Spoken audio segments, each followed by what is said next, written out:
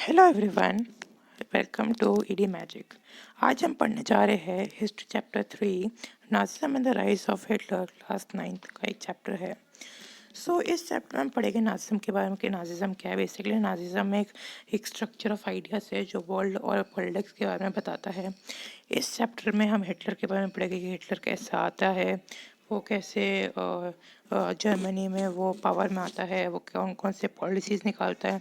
हमने कुछ कुछ चीज़ें हिटलर के बारे में पढ़ी, जैसे कि वो ज्यूज़ को बहुत हेट करता था, उनको मारता था, और वो इसका एक सपना था, वो था जर्मनी को एक माइटी पावर बनाना, जर्मनी को सबसे शक्तिशाली बनाना, पूरे यूरोप को कॉन्कर करना। तो इस चैप्टर में हम बहुत कुछ पढ़ेंगे, जैसे कि वाइमर रिपब्लिक क्या है, first world war, second world war, बहुत सारी चीज़ें पढ़ेंगे हम इसमें। और इस चैप्टर को हम थोड़े बहुत पार्ट्स में डिवाइड करेंगे क्योंकि चैप्टर बहुत बड़ा है और उसको एक वीडियो में समझाना थोड़ा मुश्किल है। तो हम सबसे पहले हम इंट्रोडक्शन से स्टार्ट करते हैं।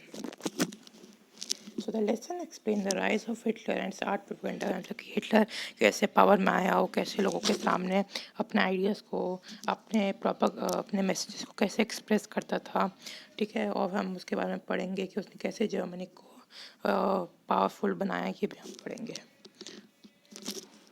Okay, so Weimar Republic. So what is Weimar Republic? तो सबसे पहले हम फर्स्ट वर्ल्ड वॉर के बारे में पढ़ते हैं, उसके बाद वाइमर रिपब्लिक हमें और आसानी से आएगा। जर्मनी जो है फर्स्ट वर्ल्ड वॉर लड़ी, और ये जो फर्स्ट वर्ल्ड वॉर है 1914 से 1918 के बीच में हेल्ड होती है, इस दौरान होती है। और इस वर्ल्ड वॉर में दो पावर्स होती है, एक तो है अलाइज और दूसरी है सेंट्रल पावर्स। जो अलाइज होती है उसमें होते हैं इंग्लैंड, फ्रांस और रशिया, और बाद में यूएस की भी एंट्री होती है। और सेंट्रल में थे हमारे जर्मनी था, ऑस्ट्रिया था और ऑटोमन टर्की था। बेसिकली ऑस्ट्रिया और हंगरी एम्पायर था। और इस फर्स्ट वर्ल्ड वॉर में जो है जर्मनी हार जाता है, ऑस्ट्रिया और टर्की भी हार जाता है, और अलाइस जो है जीत जाते हैं यूएस की एंट्री की वजह से। बीच में लग रहा था कि अलाइस जीत जाएगा, पर यूएस की एंट्री की वजह से अलाइस जीत जाता है और जर्मनी हार जाता है। अब क्या होता है, जैसे हमने पढ़ते एक्सपेंशन नाजी जो है नाजी पावर 1943 में, इसको हम आगे और डिटेल में पढ़ेंगे। और आगे आते हैं। हाँ, तो जर्मनी जो है वॉर डिफीट हो जाता है, जर्मनी जो है हार जाता है वॉर में, जिस वजह से उसका जो एम्परर था जर्मनी का वो भाग जाता है। ठीक है, पार्लियामेंट्री पार्टीज़ को मौका मिल जाता है कि वो वाइमर में मिलते हैं और वाइमर में जाके एक नेशनल असेंबली फॉर्म करते हैं जिसका नाम था वाइमर रिपब्लिक। ठीक है, और वाइमर रिपब्लिक क्या करती है, एक डेमोक्रेटिक कॉन्स्टिट्यूशन बनाती है जिसने एक प्रोविज़न डाला कि जो जर्मन की पार्लियामेंट थी रिक्सटैग, उसके अंदर जो डिप्यूटी से रिप्रेजेंटेटिव्स हैं वो सबके यूनिवर्सल वोट्स यानी कि सभी के वोट्स के आधार पे इलेक्ट करे जाएंगे, चाहे वो मैन है वुमेन। और इस तरीके से जो वाइमर रिपब्लिक है वो जर्मनी में डेमोक्रेसी लगा देती है। फिर जो एक जर्मनी पे खास ट्रीटी लगाई गई थी वो थी ट्रीटी ऑफ वर्साइल्स। इसके अंदर जर्मनी ने अपने 13% टेरिटरीज खो दी, अपनी ओवरसीज कॉलोनीज खो दी, अपनी 1/10 पॉपुलेशन खो दी, उसे अपना 75% आयरन देना पड़ा, 26% कोल देना पड़ा, और उसकी पावर को और कम करने के लिए अलाइड पावर्स ने जर्मनी के मिलिट्री भी उससे छीन ली। जो वॉर क्रेडिट कॉस्ट था, वॉर गिल्ड क्लॉज, उसने जर्मनी पे कंपनसेशन डाला 6 बिलियन पाउंड्स का। राइनलैंड को भी छीन लिया गया जर्मनी से, जहाँ से जर्मनी को बहुत सारे रिसोर्सेज मिलते थे। तो एक तरीके से जर्मनी को पूरा कमज़ोर कर दिया था अलाइस ने। अब आता है इफ़ेक्ट्स ऑफ वॉर। तो जो वॉर के बहुत ही बुरे इफ़ेक्ट्स थे यूरोप पे, साइकोलॉजिकली भी और फाइनेंशियली भी। पहले यूरोप जहाँ पे दूसरों को पैसा बांटता था वो खुद दूसरों से पैसे ले रहा था। वाइमर पब्लिक को ओपनली क्रिटिसाइज़ किया जाता था। जो सपोर्टर्स थे वाइमर क्रिमिनल्स के, नवंबर क्रिमिनल्स, उनको तो खास तौर से बहुत ही ज़्यादा क्रिटिसिज्म झेलना पड़ रहा था। उसके बाद सोल्जर्स को ऊपर, सिविलियन से भी ऊपर रखा जाने लग गया। एग्रेसिव वॉर प्रोपेगेंडा और नेशनल ऑनर को बहुत ज़्यादा पॉपुलैरिटी मिलने लग गई। जो डेमोक्रेसी था वो एक फ्रेजाइल आइडिया बन गया, जो डेमोक्रेसी था वो एक बहुत ही फ्रेजाइल आइडिया बन गया, और जो कंजर्वेटिव और डिक्टेटरशिप थे उनके लिए बहुत ज़्यादा सपोर्ट मिलने लग गया। तो बेसिकली आप देख सकते हो कि इतना सारा इम्पैक्ट पड़ने लगा यूरोप की सोसाइटी और पॉलिटिक्स पे। The birth of Weimar republic and Spartacist league went hand in hand. अब आती है कहानी में स्पार्टसिस्ट लीग। स्पार्टसिस्ट लीग एक पार्टी थी जो बॉल्शेविक रेवोल्यूशन से बहुत ज़्यादा प्रभावित थी और वो चाहती थी कि जर्मनी में एक सोवियत गवर्नमेंट आए। इसके लिए वो बहुत ज़्यादा अपराइज करती है, लेकिन जो वाइमर रिपब्लिक होती है वो उसकी सारी अपराइजिंग को क्रश कर देती है फ्री कॉप्स की मदद से। फ्री कॉप्स होते हैं वॉर वेटरन्स, वेटरन्स मतलब एक्सपर्ट्स। तो वॉर एक्सपर्ट्स फ्री कॉप्स की मदद से जो वाइमर रिपब्लिक थी उसने क्या किया, स्पार्टसिस्ट लीग को क्रश कर दिया। और स्पार्टसिस्ट लीग जो थी वो उसे बड़ा गुस्सा आया और उसने कम्युनिस्ट पार्टी ऑफ जर्मनी बना डाली और उसके पास से सोशलिस्ट और कम्युनिस्ट में जो है बहुत ज़्यादा क्लैश होने लग गया। अब आती है इकोनॉमिक क्राइसिस। तो जर्मनी को जो है वो रिप्रेशन देने पड़ रहे थे गोल्ड के फॉर्म में अलाइज को। लेकिन एक टाइम आया जब जर्मनी के सारे गोल्ड रिजर्व्स ख़त्म हो गए, तो जर्मनी ने जो है पैसा और गोल्ड देना बंद कर दिया। तो फ्रांस ने क्या किया, जर्मनी का रूर एरिया ऑक्यूपाई कर लिया। उसने जो है बहुत सारी प्रिंटेड पेपर करेंसी बनाने लग गया जर्मनी, ताकि उसके पास पैसा आ सके। जिस वजह से मार्क की वैल्यू, मार्क एक जर्मन करेंसी, उसकी वैल्यू गिर गई, कोलैप्स हो गई। जिस वजह से गुड्स के प्राइसेस बहुत ज़्यादा बढ़ गए और हाइपर इन्फ्लेशन हो गया। हाइपर इन्फ्लेशन एक सिचुएशन है जहाँ पे प्रोडक्ट्स के जो कॉस्ट है वो बहुत ज़्यादा बढ़ जाते हैं, बिल्कुल आसमान तक छू जाता है। उसे हम कहते हैं हाइपर इन्फ्लेशन। और जर्मनी में क्या हो गया, हाइपर इन्फ्लेशन हो गया। फिर 1914 से 1928 में क्या हुआ, थोड़ी बहुत स्टेबिलिटी देखने को मिली जर्मनी के इकोनॉमी में, क्योंकि यूएसए जो है अपने डाविस प्लान के थ्रू उसको बहुत सारे लोन्स दे रहा था, जिसकी वजह से जर्मन की इकोनॉमी स्टेबल थी, नहीं ज़्यादा ऊपर थी ना नीचे थी, स्टेबल थी। पर तभी क्या हुआ कि जो यूएसए की जो वर्ल्ड्स बिगेस्ट स्टॉक मार्केट है पूरे वर्ल्ड की, वॉल स्ट्रीट एक्सचेंज, वो क्रैश हो जाती है। अब लोगों को डर था कि जो प्राइसेस जो है कहीं गिर ना जाए, इस वजह से जो है वो अपने शेयर्स बेच देते हैं। अब जब उन्होंने शेयर्स बेचा तो जर्मनी जो यूएसए थी उसकी नेशनल इनकम जो है आधी हो गई, मतलब जितनी थी उसका अपॉन 2, डिवाइड बाय 2 हो गई। ठीक है,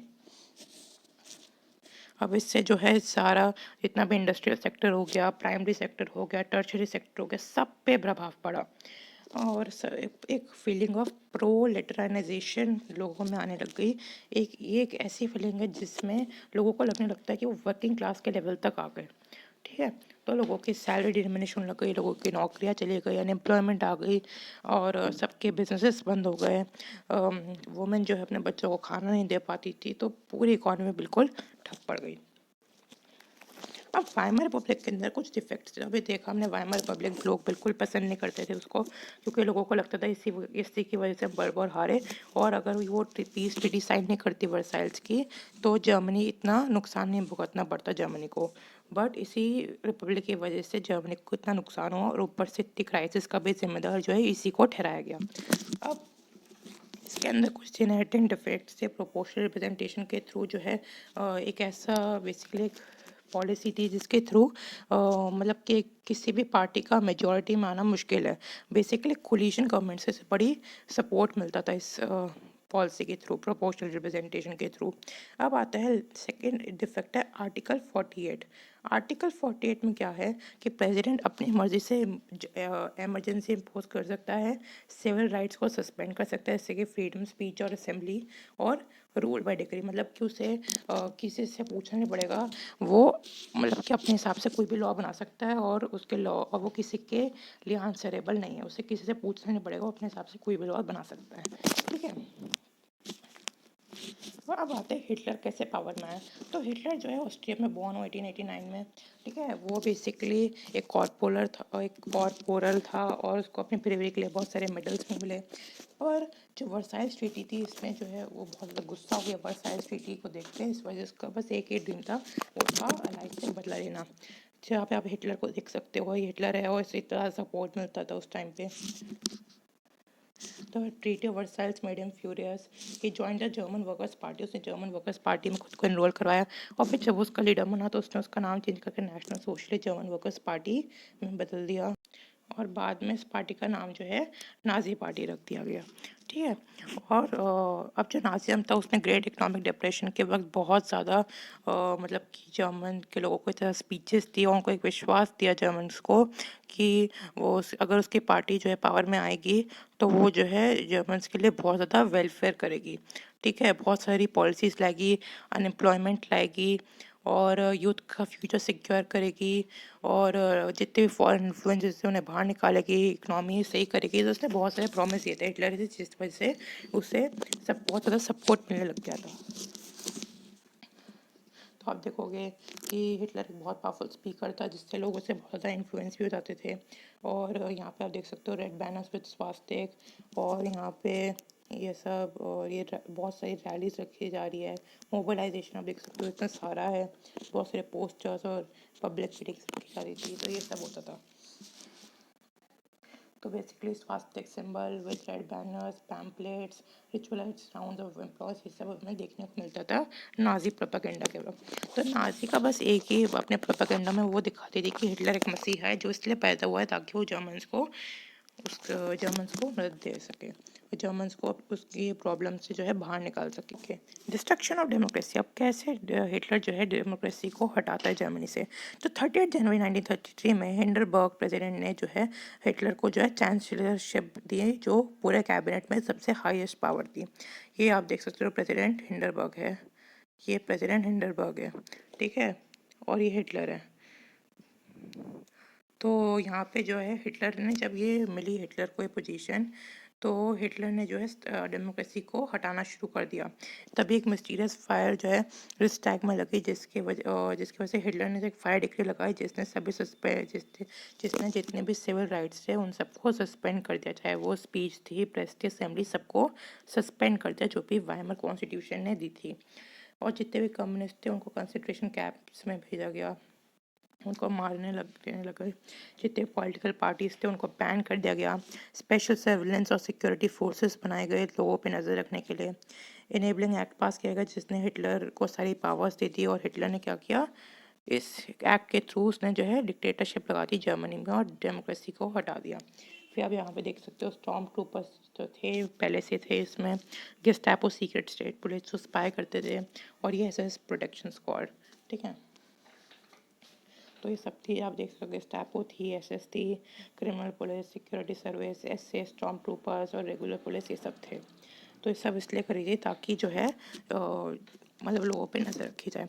तो हमने जो है पार्ट 1 हमने पूरा कर लिया है। इस चैप्टर का पार्ट 2 लेकर हम जल्दी आएंगे। I hope you like the video. Please like करना वीडियो को और सब्सक्राइब भी करना, नोटिफिकेशन ऑन करना और कमेंट भी प्लीज़ करना क्योंकि इससे बहुत ज़्यादा मोटिवेशन मिलती है। तो हम आगे और वीडियोस लेकर आएंगे, इसका पार्ट 2 लेकर आएंगे। तो till then stay home, stay safe and bye bye.